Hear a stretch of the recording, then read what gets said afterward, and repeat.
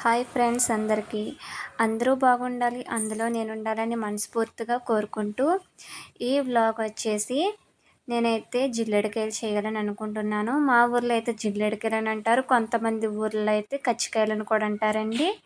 నేనైతే కేజీ పిండికైతే తీసుకొని 3 కొబ్బరికాయలు అయితే కొట్టుకుని తురుముకుని పక్కనైతే పెట్టుకోవాలండి. ఎవరైనా నా వీడియో ఫస్ట్ టైం చూస్తుంటే ప్లీజ్ ఒక లైక్ అయితే చేయండి, అలాగే సబ్స్క్రైబ్ కూడా చేయండి ప్లీజ్ ఫ్రెండ్స్.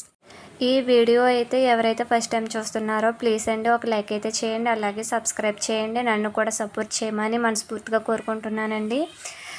మా పల్లెటూరులో మా జీవన విధానం ఎలా ఉంటుందో మీకైతే చూపిస్తానండి. ఇక నుంచి నా డైలీ వ్లాగ్స్ అయితే వస్తాయండి. ప్లీజ్ అండి నన్ను కూడా సపోర్ట్ చేయమని అడుగుతున్నానండి. ఈ రెసిపీ కొన్ని ఊర్లో అయితే కజ్జికాయలు అని అంటారు, గజ్జికాయలు అని అంటారు. మా ఊర్లో అయితే జిల్లేడికాయలు అంటామండి. కొబ్బరికాయలు కొట్టేసుకున్నాకండి ఇలా అయితే తురిమేసుకొని పక్కన పెట్టుకోవాలండి. ఇలా పక్కన పెట్టుకున్న మిశ్రమాన్ని నేనైతేనండి కేజీ గోధుమ పిండిని అయితే తీసుకున్నానండి. గోధుమ పిండి మొత్తాన్ని అండి ఇలా అయితే జల్లెల్లో వేసుకుని వీడియోలో చూపిస్తున్నట్టుగానండి జల్లించేసుకోవాలండి. మనం ఏ పిండి వంటలు చేసినా కానండి ఇలాగే జల్లెల్లో వేసుకుని పిండి మొత్తం ఇలాగే జల్లించుకోవాలండి. తర్వాత పిండిలో కొంచెం సాల్ట్ వేసుకోండి, వాటర్ వేసుకోండి, అయితే కలిపేసుకోండి. 15 నిమిషాల పాటు పక్కన పెట్టేసుకోవాలండి. నేనైతే కేజీ పిండికి అర కేజీ బెల్లాన్ని అయితే తీసుకున్నాను. అర కేజీ బెల్లం కూడా మొత్తానికి ఇలాగైతే తీసుకోండి, మొత్తం చెదగొట్టేసుకోవాలండి.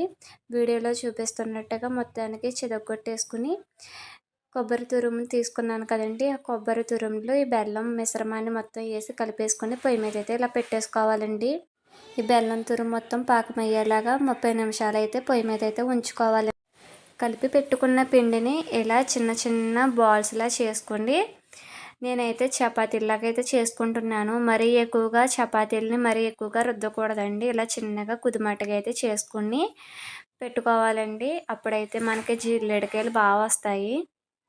ఇలా పెట్టేసుకున్నాక నేనైతే జిల్లేడికాయలు అయితే తీసుకున్నాను. ఇలా చపాతీలా చేసేసాక జిల్లేడికాయ అయితే తీసుకొని మనమైతే ముందుగా పిండి అయితే రాసుకుని పెట్టుకోవాలండి. అప్పుడే మనకు బాగా వస్తాయి.